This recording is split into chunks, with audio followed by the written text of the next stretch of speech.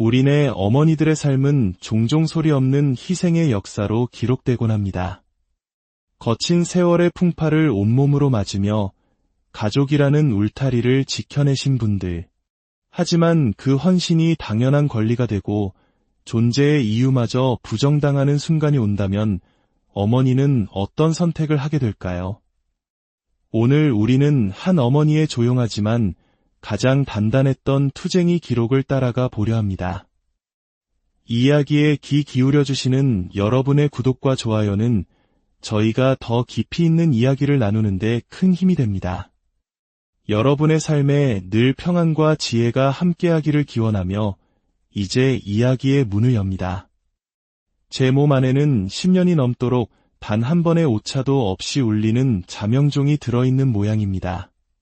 동트기 전 도시의 모든 소음이 잠든 새벽 4시 반. 남편이 곁에 있을 때도, 아들 기범이가 수험생으로 밤을 지새울 때도, 그리고 지금 아들 내외와 함께 살면서도 저는 늘 이 푸른 어둠 속에서 눈을 떴습니다. 어둠이 채 가시지 않은 거실을 가로지르는 발걸음은 이제 소리조차 나지 않습니다. 익숙함이란 그런 것이겠지요. 닳고 달아 흔적마저 희미해지는 것. 부엌에 들어서 가장 먼저 하는 일은 쌀을 씻는 것입니다. 어른 셋, 아이 하나. 식구는 단출하지만 입맛은 저마다 달라 밥 한 끼 짓는 일이 여간 까다로운 게 아닙니다. 아들은 고슬고슬한 된밥을 좋아하고 며느리 정미는 김이 모락모락 나는 진밥이 아니면 수저를 들지 않거든요. 결국 우리 집 부엌에는 커다란 10인용 밥솥과 자그마한 3인용 밥솥 2개가 나란히 놓여 있습니다. 아침마다 저는 2개의 세상에 각각 밥을 올립니다. 큰 밥솥에는 아들과 저, 그리고 손주가 먹을 밥을, 작은 밥솥에는 오직 며느리만을 위한 진밥을 안칩니다. 제 밥이야 찬밥이든 더운 밥이든 무슨 상관이겠습니까? 식구들 먹고 남는 것 한술 뜨면 그만인 것을요. 밥솥의 취사 버튼을 누르고 나면 본격적인 아침 전쟁이 시작됩니다. 보글보글 된장찌개가 구수한 냄새를 피우며 끓는 동안 서너 가지 밑반찬을 꺼내고 어젯밤 미리 재워둔 불고기를 볶습니다. 며느리가 생선 비린내를 질색하는 탓에 우리 집 식탁에 생선구이가 올라온 것은 손주 녀석 이유식을 만들 때가 마지막이었습니다. 아들이 그토록 좋아하는 고등어 자반 한 손 사다 노릇하게 구워주고 싶어도 잔뜩 찌푸려질 며느리의 미간을 볼 자신이 없어 슬그머니 내려놓은 적이 한두 번이 아닙니다. 6시가 되면 아들 내외의 방문을 차례로 두드려 깨웁니다. 기범아, 정미야, 아침 먹어라. 제 목소리에 잠이 덜 깬 아들이 네, 어머니 하고 대답하는 소리가 들리면 정미는 보통 아무 대꾸가 없습니다. 대신 방문 너머로 짜증 섞인 뒤척임이 느껴질 때가 많았죠. 처음에는 서운했지만 이제는 그것마저도 익숙한 아침의 풍경이 되었습니다. 식탁에 둘러앉아도 대화는 거의 없습니다. 아들은 스마트폰으로 뉴스를 보고 며느리는 밥알을 새다시피 깨작거리며 숟가락만 뒤적입니다. 제가 차린 음식이 입에 맞지 않는다는 무언의 시위지요. 정미야, 이거 새로 담근 파김치인데 맛 좀 보렴 하고 권하면 아, 저 김치 별로 안 좋아해요 하는 대답이 칼같이 돌아옵니다. 그럼에도 저는 꿋꿋하게 아침을 차렸습니다.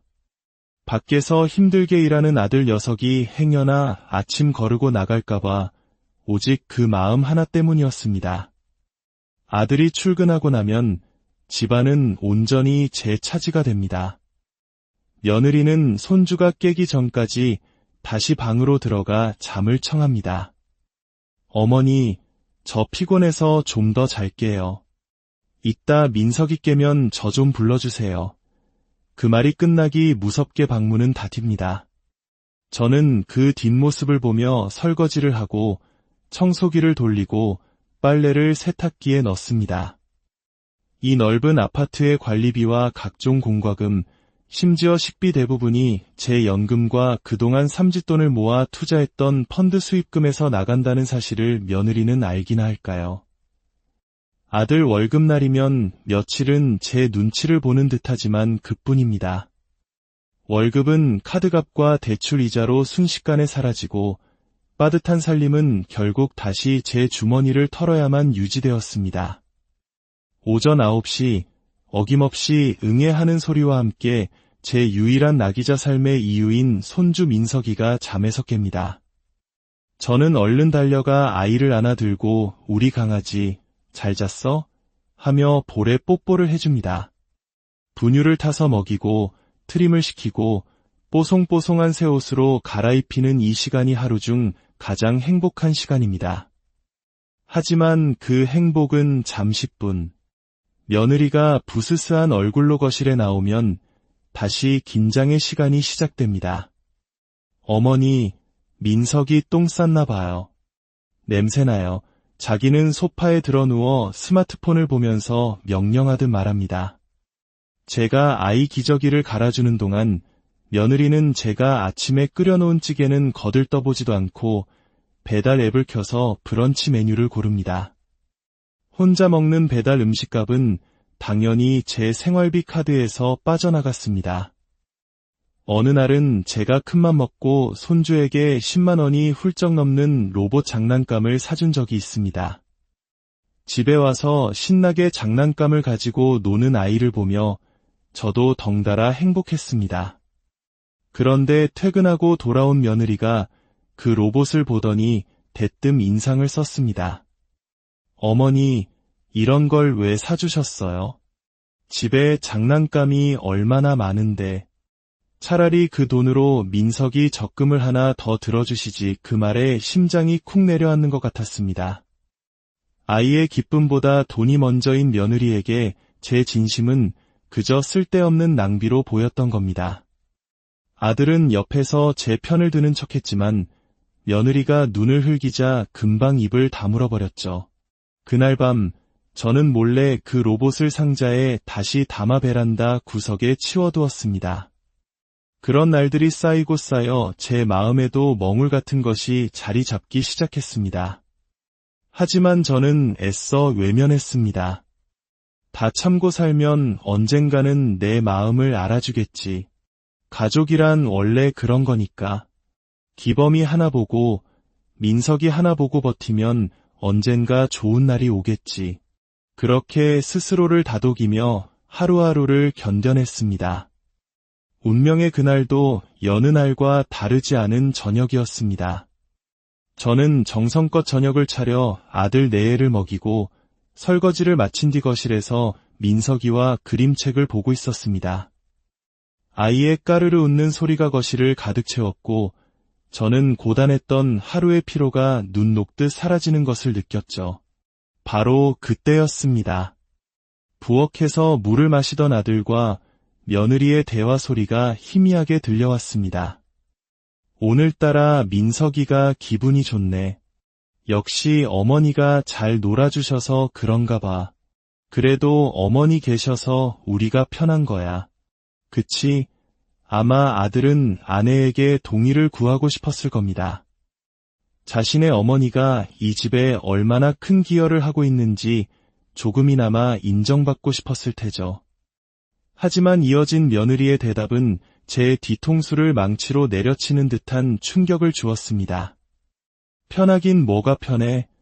얼음장같이 차갑고 날카로운 목소리였습니다.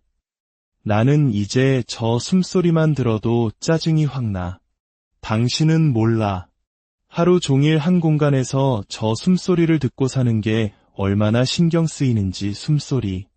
제 숨소리가 짜증이 난다고 했습니다. 순간 세상의 모든 소리가 멈추는 듯했습니다. 제 품에 안겨 제잘거리던 민석이의 목소리도, 텔레비전에서 흘러나오던 배경음악도, 창밖의 자동차 소리도 모두 사라졌습니다. 오직 며느리의 그 잔인한 한마디만이 귓속에서 무한히 반복될 뿐이었습니다. 숨소리만 들어도 짜증이 나. 저는 아무렇지 않은 청 민석이에게 책을 마저 읽어주었습니다. 하지만 등 뒤에서는 식은땀이 흐르고 있었어요. 그날 밤 저는 제 방 침대에 누워 한숨도 잘 수 없었습니다.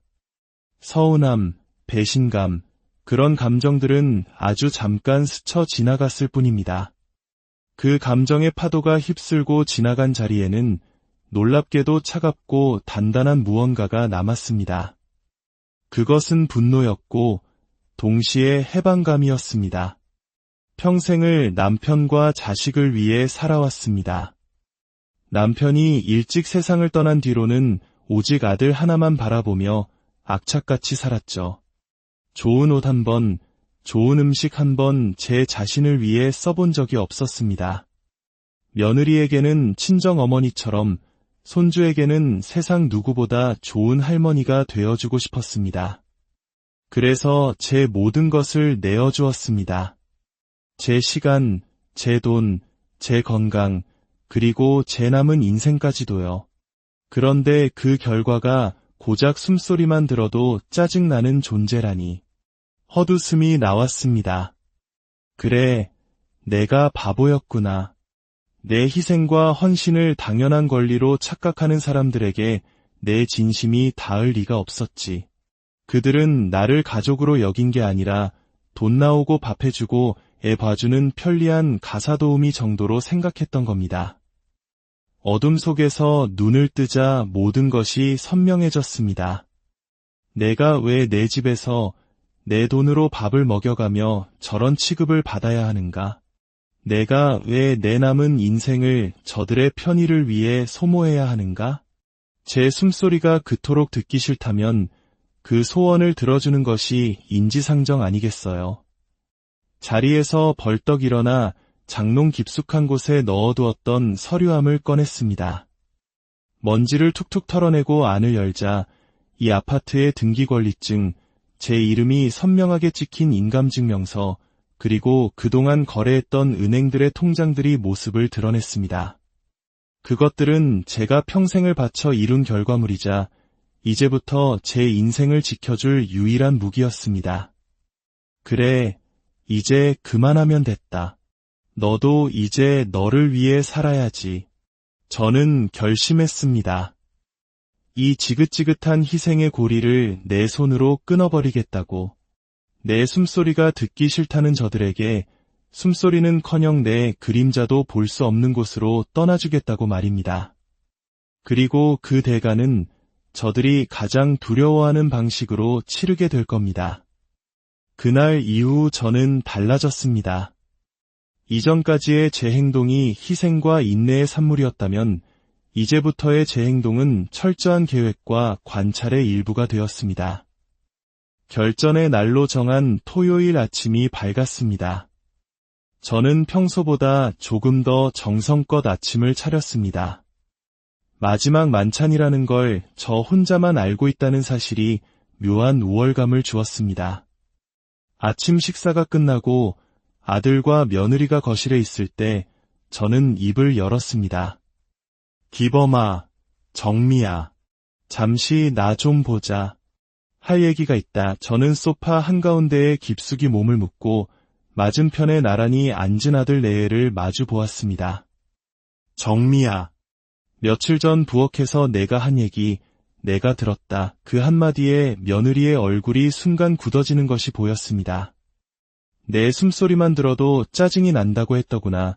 며느리는 당황한 기색이 역력했지만 이내 뻔뻔하게 대꾸했습니다. 어머니, 그걸 엿들으셨어요? 기분 나쁘셨다면 죄송한데요. 사실 없는 말을 한 건 아니잖아요. 저는 그 말을 무시하고 본론을 꺼냈습니다. 그래서 말이다. 내 소원을 들어주려고 한다. 내 숨소리 듣는 게 그렇게 싫으면 너희가 이 집에서 나가면 되겠구나. 거실의 공기가 순간 얼어붙었습니다. 아들은 소스라치게 놀랐고 며느리는 어이가 없다는 듯 웃음을 터뜨렸습니다. 어머니, 지금 농담하시는 거죠? 이 추운 겨울에 어디로 가라고요? 그건 너희가 알아서 할 일이지. 언제까지 부모 품에 기대어 살 수는 없는 노릇 아니냐.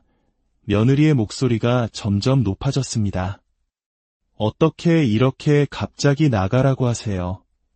그리고 이 집, 어머니 집이기도 하지만 아들인 우리 오빠 집이기도 하잖아요. 엄연히 오빠도 권리가 있는 거라고요. 드디어 속내가 나왔습니다. 저는 기다렸다는 듯 품 안에서 등기권리증을 꺼내 테이블 위에 올려놓았습니다. 권리. 이 집 살 때 너희는 10원 한 장 보태지 않았다. 법적으로도 도의적으로도 이 집은 온전히 내 소유다. 너희는 이 집에서 아무런 권리도 주장할 수 없는 월세 한 푼 안 내고 얹어 사는 무단 거주자나 마찬가지야. 제 냉정한 말에 며느리는 충격을 받은 듯 눈물을 흘리기 시작했지만 저는 그 악어의 눈물에 속지 않았습니다. 아들은 가족의 정에 호소했지만 저는 단호했습니다. 가족. 필요할 땐 가족이고 귀찮을 땐 숨소리마저 짜증나는 존재가 되는 게 가족이더냐? 내 숨소리가 듣기 싫다는 사람과 한 지붕 아래에서 살 마음은 눈꼽만큼도 없다. 저는 최후 통첩을 날렸습니다. 이번 달 말까지 딱 2주 주겠다. 그 안에 방 빼서 나가거라. 만약 그때까지 버티면 너희가 안 나가면 내가 이 집을 팔아서라도 나갈 생각이다. 아들과 며느리의 얼굴에는 이제 당황이나 분노가 아닌 생전 처음 보는 듯한 공포가 어렸습니다. 자신들이 발딛고 서 있는 이 안락한 세상이 통째로 무너져 내릴 수도 있다는 현실적인 공포였죠. 다음 주 월요일, 저는 보란듯이 거실 소파에 앉아 스피커폰으로 부동산에 전화를 걸었습니다. 사장님, 저 삼성동 아파트 집주인인데요. 제 집 좀 급매로 내놓으려고요. 시세보다 조금 싸게 내놓을 테니 이번 달 안에 계약하는 조건으로 최대한 빨리 좀 팔아주세요. 전화를 끈 차 거실에는 숨막히는 정적만이 흘렀습니다. 며느리는 믿을 수 없다는 표정으로 저를 쳐다보고 있었죠. 저는 아무렇지 않게 한마디 툭 던졌습니다. 오후에 손님 오실 거니까 집 좀 깨끗하게 치워놓는 게 좋을 거다. 며느리는 집을 보러 온 손님들 앞에서 일부러 집에 흠을 들추며 회방을 놓았지만 저는 그때마다 저분들은 곧 이사 나갈 세입자인데 보증금 문제로 저랑 사이가 좀 안 좋아서 그러니 이해해 주세요. 라고 차분하게 대처했습니다. 세입자라는 단어는 며느리의 자존심의 비수가 되어 꽂혔을 겁니다. 결국 일주일 만에 집을 사겠다는 사람이 나타났고 저는 계약서에 도장을 찍었습니다. 그리고 망연자실한 표정으로 앉아있는 아들 내에 앞 테이블에 계약서 사본 한 장을 툭 던져 놓았죠. 계약은 끝났다. 이사 날짜는 다음 달 25일이다. 그날까지 이 집에서 너희들 짐이 모두 빠져야 한다. 만약 버티면 내가 사람 시켜서 너희 짐 전부 길바닥에 드러낼 생각이니까 그런 줄 알아라. 제 마지막 경고의 며느리는 결국 와르르 무너져 내리며 바닥에 엎드려 빌기 시작했습니다. 어머니, 잘못했어요. 제가 정말 잘못했어요. 제발 한 번만 용서해 주세요. 하지만 제 마음은 이미 단단한 돌처럼 굳어버린 뒤였습니다. 너무 늦었다. 너는 내게 용서를 구할 기회를 너 스스로 걷어차버린 거야. 그들을 내보낸 후 저는 평생의 꿈이었던 작은 전원주택을 짓기 시작했습니다. 삭막한 아파트를 벗어나 흙을 밟고 꽃을 가꾸며 사는 삶. 상상만 해도 가슴이 뛰었죠. 그렇게 제 인생의 새로운 장을 준비하고 있을 때였습니다. 모르는 번호로 문자 메시지 한 통이 도착했습니다. 어머니, 저 정미예요. 올 것이 왔구나 싶었습니다. 아니나 다를까 제가 답장을 하지 않자 협박에 가까운 문자와 전화가 빗발쳤습니다. 월세가 석 달이나 밀려 당장 길바닥에 나앉게 생겼으니 돈을 보내달라는 것이었습니다. 저는 얼음처럼 차가운 목소리로 대답했습니다. 내가 왜 너희에게 돈을 보내야 하지? 성인이 된 자식의 인생까지 부모가 모두 책임져야 한다는 법은 세상 어디에도 없다. 나는 이미 너희에게 스스로 책임질 충분한 기회를 줬어. 며느리는 제게 자식이 죽어가는데 돈을 무덤까지 싸질머지고 갈 거냐며 악을 썼습니다. 그 말을 듣는 순간 제 안에 무언가가 툭 끊어지는 느낌이었습니다. 그래, 나 독한 사람이다. 내가 너 때문에 그렇게 됐다. 내가 나를 이렇게 독하게 만들었어. 저는 통화 종료 버튼을 누르고 곧바로 며느리의 번호를 차단했습니다. 며칠 뒤 아들에게서 울음 섞인 전화가 걸려왔습니다. 며느리가 손주 민석이를 데리고 집을 나갔다는 것이었습니다. 제 가장 약한 골이 제가 절대로 외면할 수 없는 유일한 존재를 인질로 삼아 저를 굴복시키려는 마지막 속셈이었죠. 저는 잠시 깊은 고민에 빠졌습니다. 하지만 이내 결론을 내렸습니다. 여기서 돈을 보내주는 것은 당장의 위기를 모면하는 것일 뿐 결국 제 손주를 더 깊은 불행의 구렁텅이로 밀어넣는 짓이라는 것을요. 저는 며느리의 친정, 즉 사돈댁에 전화를 걸었습니다. 그리고는 민석이에게 필요한 최고급 유기농 분유, 독일제 친환경 기저귀, 명품 유아복과 수백만 원짜리 교구 세트까지 그들이 평소라면 상상도 못할 물건들을 산더미처럼 주문해서 보냈습니다. 너희는 돈이 없어 쩔쩔매고 있지만 너희 아들은 이렇게 귀하게 대접받고 있다는 것을 똑똑히 보여주기 위함이었죠. 그리고 다음 날 저는 은행으로 향했습니다. 제가 가진 자산의 절반 이상을 떼어 손주 민석이의 이름으로 된 신탁 상품에 가입했습니다. 민석이가 만 30세가 되기 전까지는 친권자인 아들과 며느리조차도 절대 손을 댈 수 없도록 겹겹의 법적 장치를 걸어두었습니다. 저는 그 신탁 증서 사본을 들고 곧장 사돈댁으로 향했습니다. 그리고 며느리에게 그 증서를 내밀며 말했습니다. 이 돈은 민석이가 30살이 되기 전까지는 그 누구도 단 1원도 찾을 수 없다. 너희가 이혼을 하든 길바닥에 나앉든 이 돈은 안전하게 지켜질 거다. 민석이를 위해서 나에게는 이제 너희에게 줄 돈이 없다. 모든 재산은 이미 내 손주의 것이 되었으니까 그것은 저의 완벽한 승리 선언이었습니다. 돈을 요구할 명분도 아이를 이용할 가치도 모두 사라져버린 순간이었죠. 며느리는 손에 든 증서를 부들부들 떨며 그 자리에 주저앉았습니다. 모든 것을 잃고 나서야 그들은 저를 찾아왔습니다. 버스에서 내려 한참을 걸어온 듯 두 사람의 행색은 지치고 남루했습니다. 그들은 제가 이룩한 새로운 왕국의 웅장한 모습에 압도당한 채 감히 안으로 들어오지 못하고 한참을 문 앞에서 서성였습니다. 저는 그들을 집 안으로 들여 차갑고 딱딱한 대리석 바닥에 무릎을 꿇게 했습니다. 그리고 그들의 입으로 직접 자신들의 죄를 고백하게 만들었습니다. 두 사람은 눈물로 참회하며 이마가 바닥에 닿을 듯 큰 절을 올렸습니다.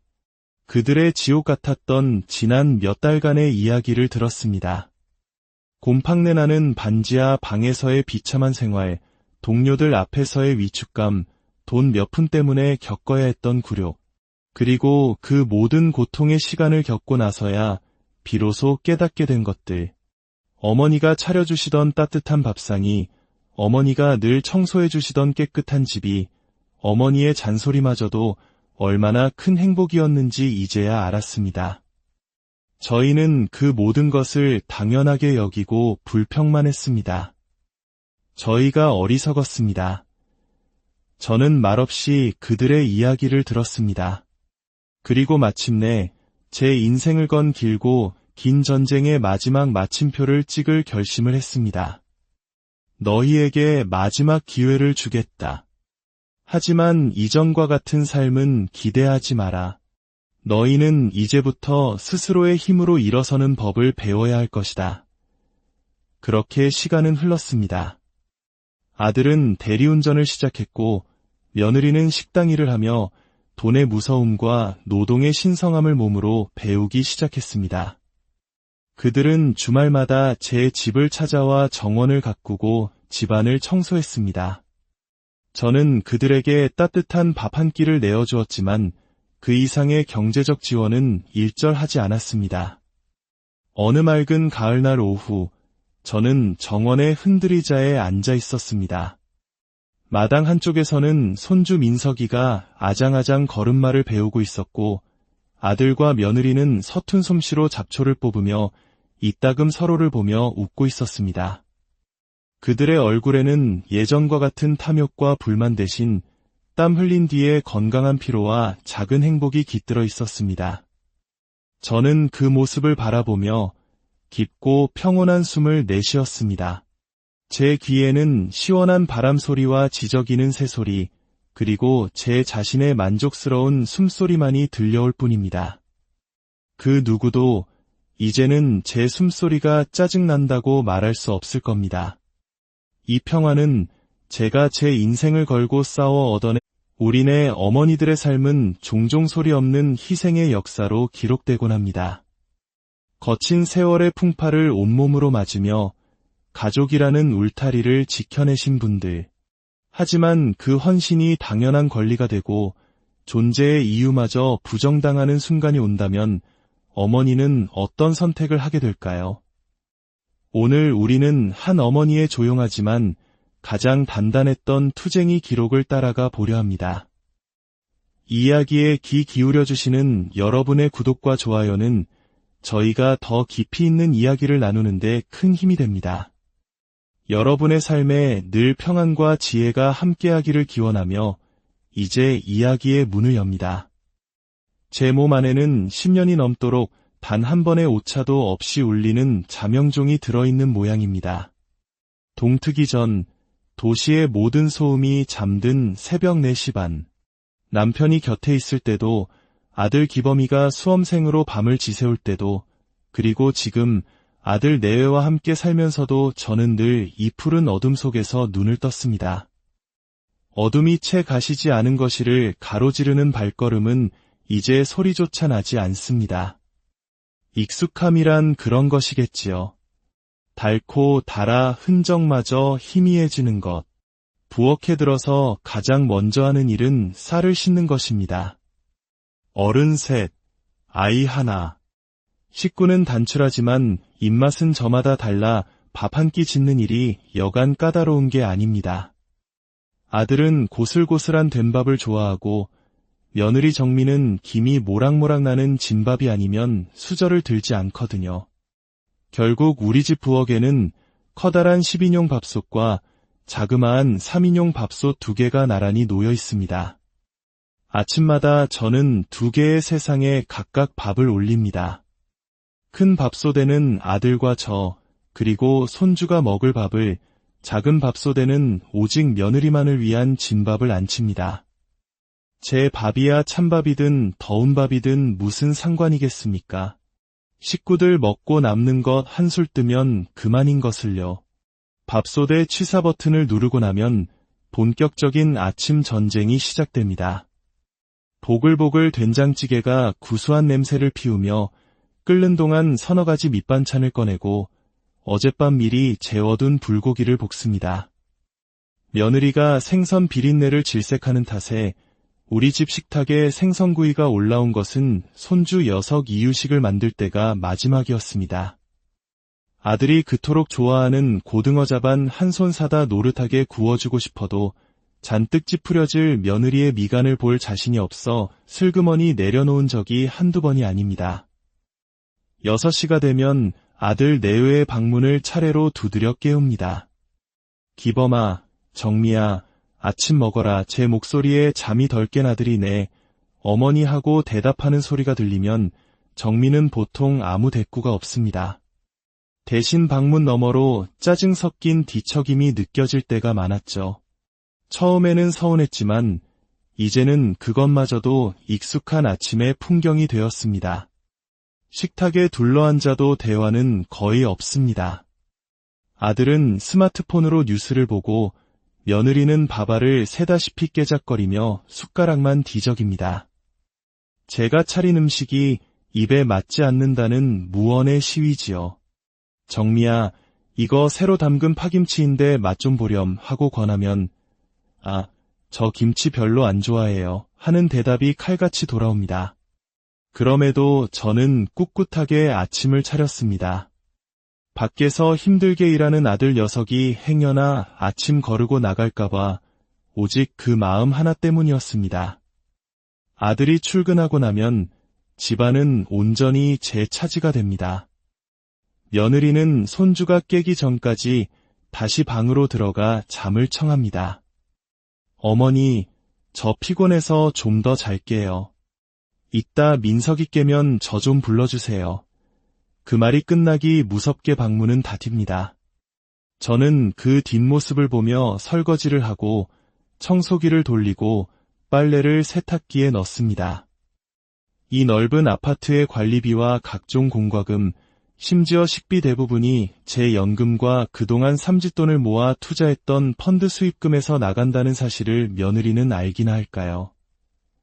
아들 월급날이면 며칠은 제 눈치를 보는 듯하지만 그뿐입니다. 월급은 카드값과 대출 이자로 순식간에 사라지고 빠듯한 살림은 결국 다시 제 주머니를 털어야만 유지되었습니다. 오전 9시 어김없이 응애하는 소리와 함께 제 유일한 낙이자 삶의 이유인 손주 민석이가 잠에서 깹니다. 저는 얼른 달려가 아이를 안아들고 우리 강아지 잘 잤어? 하며 볼에 뽀뽀를 해줍니다. 분유를 타서 먹이고 트림을 시키고 뽀송뽀송한 새 옷으로 갈아입히는 이 시간이 하루 중 가장 행복한 시간입니다. 하지만 그 행복은 잠시뿐. 며느리가 부스스한 얼굴로 거실에 나오면 다시 긴장의 시간이 시작됩니다. 어머니, 민석이 똥 쌌나 봐요. 냄새나요. 자기는 소파에 드러누워 스마트폰을 보면서 명령하듯 말합니다. 제가 아이 기저귀를 갈아주는 동안 며느리는 제가 아침에 끓여놓은 찌개는 거들떠보지도 않고 배달 앱을 켜서 브런치 메뉴를 고릅니다. 혼자 먹는 배달 음식값은 당연히 제 생활비 카드에서 빠져나갔습니다. 어느 날은 제가 큰맘 먹고 손주에게 10만 원이 훌쩍 넘는 로봇 장난감을 사준 적이 있습니다. 집에 와서 신나게 장난감을 가지고 노는 아이를 보며 저도 덩달아 행복했습니다. 그런데 퇴근하고 돌아온 며느리가 그 로봇을 보더니 대뜸 인상을 썼습니다. 어머니, 이런 걸 왜 사주셨어요? 집에 장난감이 얼마나 많은데. 차라리 그 돈으로 민석이 적금을 하나 더 들어주시지. 그 말에 심장이 쿵 내려앉는 것 같았습니다.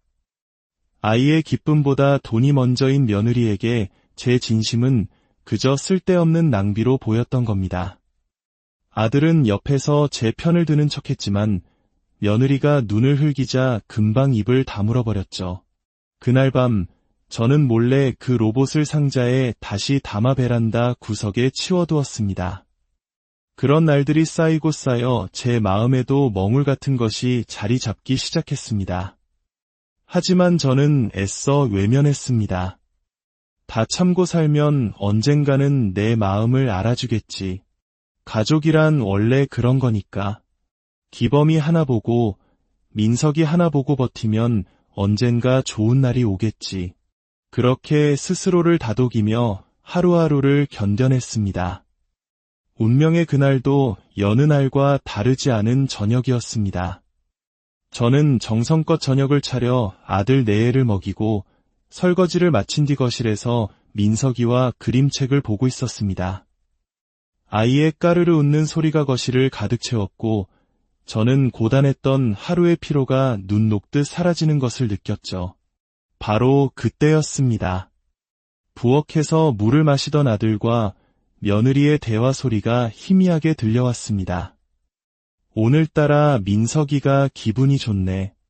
역시 어머니가 잘 놀아주셔서 그런가 봐. 그래도 어머니 계셔서 우리가 편한 거야. 그치? 아마 아들은 아내에게 동의를 구하고 싶었을 겁니다. 자신의 어머니가 이 집에 얼마나 큰 기여를 하고 있는지 조금이나마 인정받고 싶었을 테죠. 하지만 이어진 며느리의 대답은 제 뒤통수를 망치로 내려치는 듯한 충격을 주었습니다. 편하긴 뭐가 편해. 얼음장같이 차갑고 날카로운 목소리였습니다. 나는 이제 저 숨소리만 들어도 짜증이 확 나. 당신은 몰라. 하루 종일 한 공간에서 저 숨소리를 듣고 사는 게 얼마나 신경 쓰이는지. 숨소리. 제 숨소리가 짜증이 난다고 했습니다. 순간 세상의 모든 소리가 멈추는 듯했습니다. 제 품에 안겨 제잘거리던 민석이의 목소리도, 텔레비전에서 흘러나오던 배경음악도, 창밖의 자동차 소리도 모두 사라졌습니다. 오직 며느리의 그 잔인한 한마디만이 귓속에서 무한히 반복될 뿐이었습니다. 숨소리만 들어도 짜증이 나. 저는 아무렇지 않은 청 민석이에게 책을 마저 읽어주었습니다. 하지만 등 뒤에서는 식은땀이 흐르고 있었어요. 그날 밤 저는 제 방 침대에 누워 한숨도 잘 수 없었습니다. 서운함, 배신감, 그런 감정들은 아주 잠깐 스쳐 지나갔을 뿐입니다. 그 감정의 파도가 휩쓸고 지나간 자리에는 놀랍게도 차갑고 단단한 무언가가 남았습니다. 그것은 분노였고 동시에 해방감이었습니다. 평생을 남편과 자식을 위해 살아왔습니다. 남편이 일찍 세상을 떠난 뒤로는 오직 아들 하나만 바라보며 악착같이 살았죠. 좋은 옷 한 번, 좋은 음식 한 번 제 자신을 위해 써본 적이 없었습니다. 며느리에게는 친정 어머니처럼, 손주에게는 세상 누구보다 좋은 할머니가 되어주고 싶었습니다. 그래서 제 모든 것을 내어주었습니다. 제 시간, 제 돈, 제 건강, 그리고 제 남은 인생까지도요. 그런데 그 결과가 고작 숨소리만 들어도 짜증나는 존재라니. 헛웃음이 나왔습니다. 그래, 내가 바보였구나. 내 희생과 헌신을 당연한 권리로 착각하는 사람들에게 내 진심이 닿을 리가 없었지. 그들은 나를 가족으로 여긴 게 아니라 돈 나오고 밥 해주고 애 봐주는 편리한 가사도우미 정도로 생각했던 겁니다. 어둠 속에서 눈을 뜨자 모든 것이 선명해졌습니다. 내가 왜 내 집에서 내 돈으로 밥을 먹여가며 저런 취급을 받아야 하는가? 내가 왜 내 남은 인생을 저들의 편의를 위해 소모해야 하는가? 제 숨소리가 그토록 듣기 싫다면 그 소원을 들어주는 것이 인지상정 아니겠어요? 자리에서 벌떡 일어나 장롱 깊숙한 곳에 넣어두었던 서류함을 꺼냈습니다. 먼지를 툭툭 털어내고 안을 열자 이 아파트의 등기권리증, 제 이름이 선명하게 찍힌 인감증명서, 그리고 그동안 거래했던 은행들의 통장들이 모습을 드러냈습니다. 그것들은 제가 평생을 바쳐 이룬 결과물이자 이제부터 제 인생을 지켜줄 유일한 무기였습니다. 그래, 이제 그만하면 됐다. 너도 이제 너를 위해 살아야지. 저는 결심했습니다. 이 지긋지긋한 희생의 고리를 내 손으로 끊어버리겠다고. 내 숨소리가 듣기 싫다는 저들에게 숨소리는커녕 내 그림자도 볼 수 없는 곳으로 떠나주겠다고 말입니다. 그리고 그 대가는 저들이 가장 두려워하는 방식으로 치르게 될 겁니다. 그날 이후 저는 달라졌습니다. 이전까지의 제 행동이 희생과 인내의 산물이었다면 이제부터의 제 행동은 철저한 계획과 관찰의 일부가 되었습니다. 결전의 날로 정한 토요일 아침이 밝았습니다. 저는 평소보다 조금 더 정성껏 아침을 차렸습니다. 마지막 만찬이라는 걸 저 혼자만 알고 있다는 사실이 묘한 우월감을 주었습니다. 아침 식사가 끝나고 아들과 며느리가 거실에 있을 때 저는 입을 열었습니다. 기범아, 정미야, 잠시 나 좀 보자. 할 얘기가 있다. 저는 소파 한가운데에 깊숙이 몸을 묻고 맞은편에 나란히 앉은 아들 내애를 마주 보았습니다. 정미야, 며칠 전 부엌에서 내가 한 얘기 내가 들었다. 그 한마디에 며느리의 얼굴이 순간 굳어지는 것이 보였습니다. 내 숨소리만 들어도 짜증이 난다고 했더구나. 며느리는 당황한 기색이 역력했지만 이내 뻔뻔하게 대꾸했습니다. 어머니, 그걸 엿들으셨어요? 기분 나쁘셨다면 죄송한데요. 사실 없는 말을 한 건 아니잖아요. 저는 그 말을 무시하고 본론을 꺼냈습니다. 그래서 말이다. 내 소원을 들어주려고 한다. 내 숨소리 듣는 게 그렇게 싫으면 너희가 이 집에서 나가면 되겠구나. 거실의 공기가 순간 얼어붙었습니다. 아들은 소스라치게 놀랐고 며느리는 어이가 없다는 듯 웃음을 터뜨렸습니다. 어머니, 지금 농담하시는 거죠? 이 추운 겨울에 어디로 가라고요? 그건 너희가 알아서 할 일이지. 언제까지 부모 품에 기대어 살 수는 없는 노릇 아니냐. 며느리의 목소리가 점점 높아졌습니다. 어떻게 이렇게 갑자기 나가라고 하세요? 그리고 이 집, 어머니 집이기도 하지만 아들인 우리 오빠 집이기도 하잖아요. 엄연히 오빠도 권리가 있는 거라고요. 드디어 속내가 나왔습니다. 저는 기다렸다는 듯 품 안에서 등기권리증을 꺼내 테이블 위에 올려놓았습니다. 권리. 이 집 살 때 너희는 10원 한 장 보태지 않았다. 법적으로도 도의적으로도 이 집은 온전히 내 소유다. 너희는 이 집에서 아무런 권리도 주장할 수 없는 월세 한 푼 안 내고 얹어 사는 무단 거주자나 마찬가지야. 제 냉정한 말에 며느리는 충격을 받은 듯 눈물을 흘리기 시작했지만 저는 그 악어의 눈물에 속지 않았습니다. 아들은 가족의 정에 호소했지만 저는 단호했습니다. 가족. 필요할 땐 가족이고 귀찮을 땐 숨소리마저 짜증나는 존재가 되는 게 가족이더냐? 내 숨소리가 듣기 싫다는 사람과 한 지붕 아래에서 살 마음은 눈꼽만큼도 없다. 저는 최후 통첩을 날렸습니다. 이번 달 말까지 딱 2주 주겠다. 그 안에 방 빼서 나가거라. 만약 그때까지 버티면 너희가 안 나가면 내가 이 집을 팔아서라도 나갈 생각이다. 아들과 며느리의 얼굴에는 이제 당황이나 분노가 아닌 생전 처음 보는 듯한 공포가 어렸습니다. 자신들이 발딛고 서 있는 이 안락한 세상이 통째로 무너져 내릴 수도 있다는 현실적인 공포였죠. 다음 주 월요일, 저는 보란듯이 거실 소파에 앉아 스피커폰으로 부동산에 전화를 걸었습니다. 사장님, 저 삼성동 아파트 집주인인데요. 제 집 좀 급매로 내놓으려고요.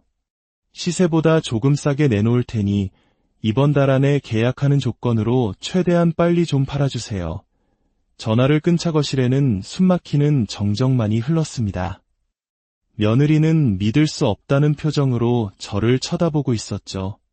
저는 아무렇지 않게 한마디 툭 던졌습니다. 오후에 손님 오실 거니까 집 좀 깨끗하게 치워놓는 게 좋을 거다. 며느리는 집을 보러 온 손님들 앞에서 일부러 집에 흠을 들추며 회방을 놓았지만 저는 그때마다 저분들은 곧 이사 나갈 세입자인데 보증금 문제로 저랑 사이가 좀 안 좋아서 그러니 이해해 주세요. 라고 차분하게 대처했습니다. 세입자라는 단어는 며느리의 자존심의 비수가 되어 꽂혔을 겁니다. 결국 일주일 만에 집을 사겠다는 사람이 나타났고 저는 계약서에 도장을 찍었습니다. 그리고 망연자실한 표정으로 앉아있는 아들 내에 앞 테이블에 계약서 사본 한 장을 툭 던져 놓았죠. 계약은 끝났다. 이사 날짜는 다음 달 25일이다. 그날까지 이 집에서 너희들 짐이 모두 빠져야 한다. 만약 버티면 내가 사람 시켜서 너희 짐 전부 길바닥에 드러낼 생각이니까 그런 줄 알아라. 제 마지막 경고에 며느리는 결국 와르르 무너져 내리며 바닥에 엎드려 빌기 시작했습니다. 어머니, 잘못했어요. 제가 정말 잘못했어요. 제발 한 번만 용서해 주세요. 하지만 제 마음은 이미 단단한 돌처럼 굳어버린 뒤였습니다. 너무 늦었다.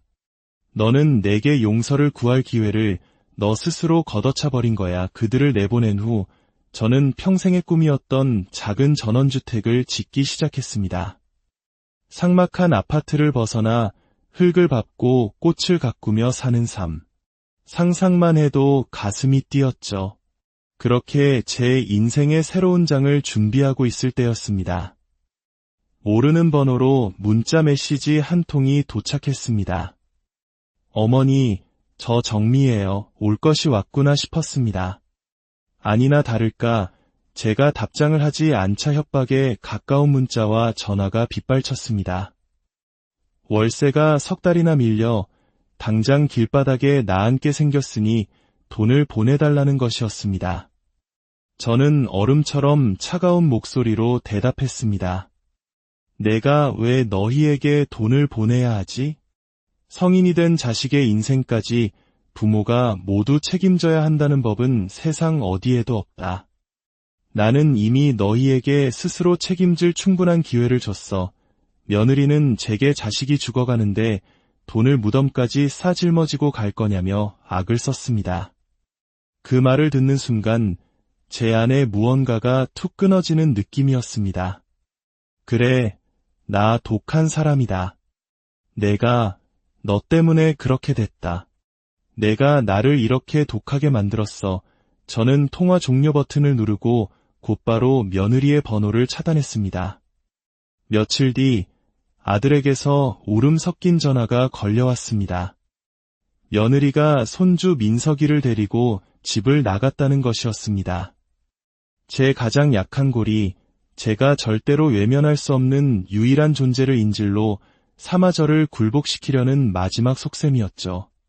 저는 잠시 깊은 고민에 빠졌습니다. 하지만 이내 결론을 내렸습니다. 여기서 돈을 보내주는 것은 당장의 위기를 모면하는 것일 뿐 결국 제 손주를 더 깊은 불행의 구렁텅이로 밀어넣는 짓이라는 것을요. 저는 며느리의 친정, 즉 사돈댁에 전화를 걸었습니다. 그리고는 민석이에게 필요한 최고급 유기농 분유, 독일제 친환경 기저귀, 명품 유아복과 수백만 원짜리 교구 세트까지 그들이 평소라면 상상도 못할 물건들을 산더미처럼 주문해서 보냈습니다. 너희는 돈이 없어 쩔쩔매고 있지만 너희 아들은 이렇게 귀하게 대접받고 있다는 것을 똑똑히 보여주기 위함이었죠. 그리고 다음 날 저는 은행으로 향했습니다. 제가 가진 자산의 절반 이상을 떼어 손주 민석이의 이름으로 된 신탁 상품에 가입했습니다. 민석이가 만 30세가 되기 전까지는 친권자인 아들과 며느리조차도 절대 손을 댈 수 없도록 겹겹의 법적 장치를 걸어두었습니다. 저는 그 신탁 증서 사본을 들고 곧장 사돈댁으로 향했습니다. 그리고 며느리에게 그 증서를 내밀며 말했습니다. 이 돈은 민석이가 30살이 되기 전까지는 그 누구도 단 1원도 찾을 수 없다. 너희가 이혼을 하든 길바닥에 나앉든 이 돈은 안전하게 지켜질 거다. 민석이를 위해서. 나에게는 이제 너희에게 줄 돈이 없다. 모든 재산은 이미 내 손주의 것이 되었으니까 그것은 저의 완벽한 승리 선언이었습니다. 돈을 요구할 명분도 아이를 이용할 가치도 모두 사라져버린 순간이었죠. 며느리는 손에 든 증서를 부들부들 떨며 그 자리에 주저앉았습니다. 모든 것을 잃고 나서야 그들은 저를 찾아왔습니다. 버스에서 내려 한참을 걸어온 듯 두 사람의 행색은 지치고 남루했습니다. 그들은 제가 이룩한 새로운 왕국의 웅장한 모습에 압도당한 채 감히 안으로 들어오지 못하고 한참을 문 앞에서 서성였습니다. 저는 그들을 집 안으로 들여 차갑고 딱딱한 대리석 바닥에 무릎을 꿇게 했습니다. 그리고 그들의 입으로 직접 자신들의 죄를 고백하게 만들었습니다. 두 사람은 눈물로 참회하며 이마가 바닥에 닿을 듯 큰 절을 올렸습니다. 그들의 지옥 같았던 지난 몇 달간의 이야기를 들었습니다. 곰팡내 나는 반지하 방에서의 비참한 생활, 동료들 앞에서의 위축감, 돈 몇 푼 때문에 겪어야 했던 굴욕, 그리고 그 모든 고통의 시간을 겪고 나서야 비로소 깨닫게 된 것들. 어머니가 차려주시던 따뜻한 밥상이, 어머니가 늘 청소해주시던 깨끗한 집이, 어머니의 잔소리마저도 얼마나 큰 행복이었는지 이제야 알았습니다. 저희는 그 모든 것을 당연하게 여기고 불평만 했습니다. 저희가 어리석었습니다. 저는 말없이 그들의 이야기를 들었습니다. 그리고 마침내 제 인생을 건 길고 긴 전쟁의 마지막 마침표를 찍을 결심을 했습니다. 너희에게 마지막 기회를 주겠다. 하지만 이전과 같은 삶은 기대하지 마라. 너희는 이제부터 스스로의 힘으로 일어서는 법을 배워야 할 것이다. 그렇게 시간은 흘렀습니다. 아들은 대리운전을 시작했고 며느리는 식당 일을 하며 돈의 무서움과 노동의 신성함을 몸으로 배우기 시작했습니다. 그들은 주말마다 제 집을 찾아와 정원을 가꾸고 집안을 청소했습니다. 저는 그들에게 따뜻한 밥 한 끼를 내어주었지만 그 이상의 경제적 지원은 일절하지 않았습니다. 어느 맑은 가을날 오후, 저는 정원의 흔들의자에 앉아 있었습니다. 마당 한쪽에서는 손주 민석이가 아장아장 걸음마를 배우고 있었고 아들과 며느리는 서툰 솜씨로 잡초를 뽑으며 이따금 서로를 보며 웃고 있었습니다. 그들의 얼굴에는 예전과 같은 탐욕과 불만 대신 땀 흘린 뒤에 건강한 피로와 작은 행복이 깃들어 있었습니다. 저는 그 모습을 바라보며 깊고 평온한 숨을 내쉬었습니다. 제 귀에는 시원한 바람 소리와 지저귀는 새소리, 그리고 제 자신의 만족스러운 숨소리만이 들려올 뿐입니다. 그 누구도 이제는 제 숨소리가 짜증난다고 말할 수 없을 겁니다. 이 평화는 제가 제 인생을 걸고 싸워 얻어낸 우리네 어머니들의 삶은 종종 소리 없는 희생의 역사로 기록되곤 합니다. 거친 세월의 풍파를 온몸으로 맞으며 가족이라는 울타리를 지켜내신 분들. 하지만 그 헌신이 당연한 권리가 되고 존재의 이유마저 부정당하는 순간이 온다면 어머니는 어떤 선택을 하게 될까요? 오늘 우리는 한 어머니의 조용하지만 가장 단단했던 투쟁이 기록을 따라가 보려 합니다. 이야기에 귀 기울여주시는 여러분의 구독과 좋아요는 저희가 더 깊이 있는 이야기를 나누는데 큰 힘이 됩니다.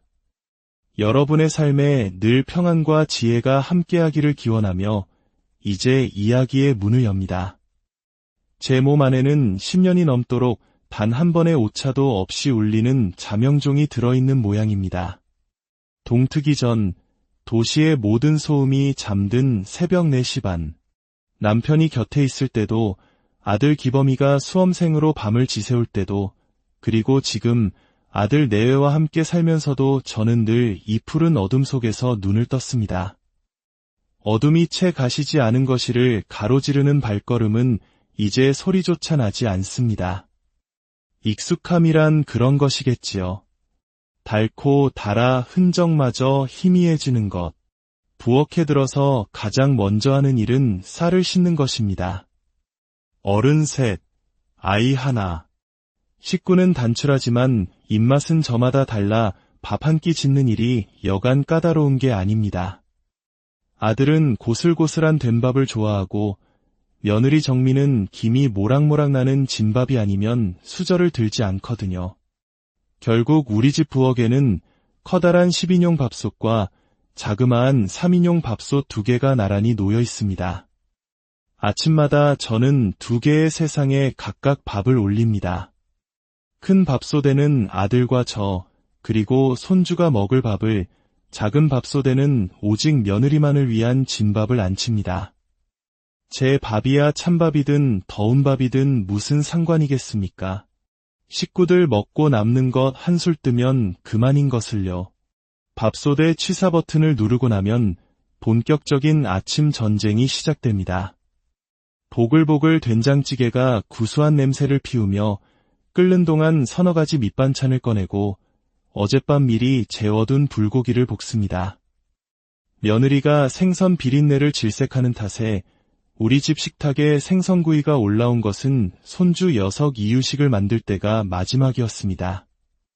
아들이 그토록 좋아하는 고등어 자반 한 손 사다 노릇하게 구워주고 싶어도 잔뜩 찌푸려질 며느리의 미간을 볼 자신이 없어 슬그머니 내려놓은 적이 한두 번이 아닙니다.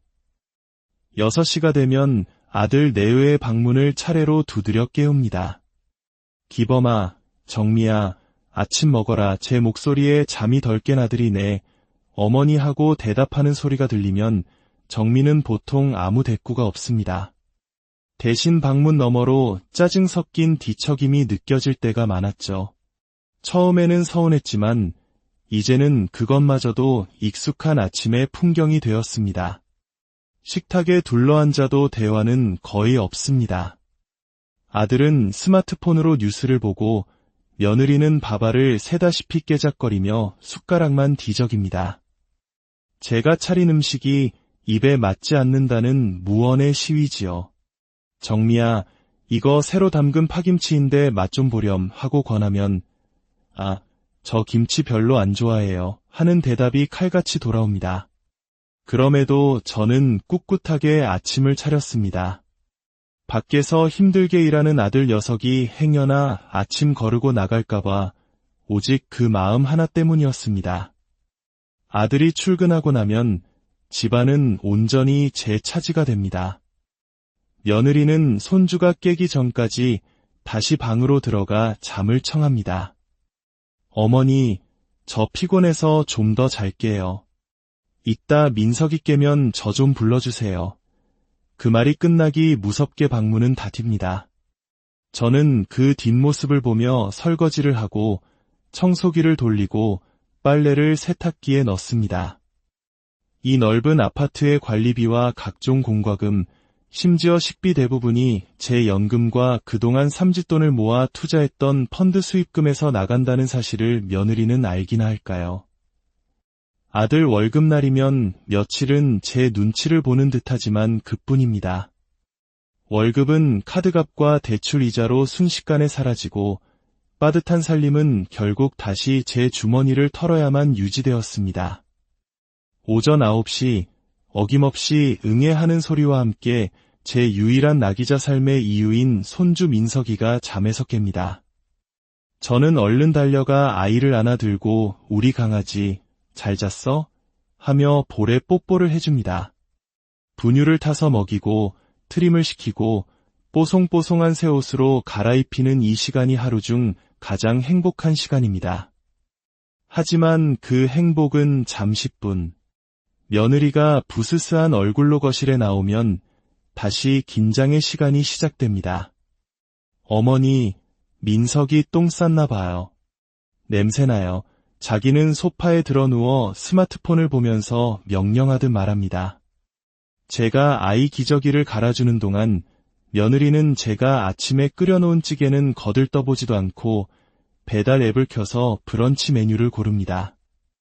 혼자 먹는 배달 음식값은 당연히 제 생활비 카드에서 빠져나갔습니다. 어느 날은 제가 큰맘 먹고 손주에게 10만 원이 훌쩍 넘는 로봇 장난감을 사준 적이 있습니다. 집에 와서 신나게 장난감을 가지고 노는 아이를 보며 저도 덩달아 행복했습니다. 그런데 퇴근하고 돌아온 며느리가 그 로봇을 보더니 대뜸 인상을 썼습니다. 어머니, 이런 걸 왜 사주셨어요? 집에 장난감이 얼마나 많은데. 차라리 그 돈으로 민석이 적금을 하나 더 들어주시지. 그 말에 심장이 쿵 내려앉는 것 같았습니다. 아이의 기쁨보다 돈이 먼저인 며느리에게 제 진심은 그저 쓸데없는 낭비로 보였던 겁니다. 아들은 옆에서 제 편을 드는 척했지만 며느리가 눈을 흘기자 금방 입을 다물어버렸죠. 그날 밤 저는 몰래 그 로봇을 상자에 다시 담아 베란다 구석에 치워두었습니다.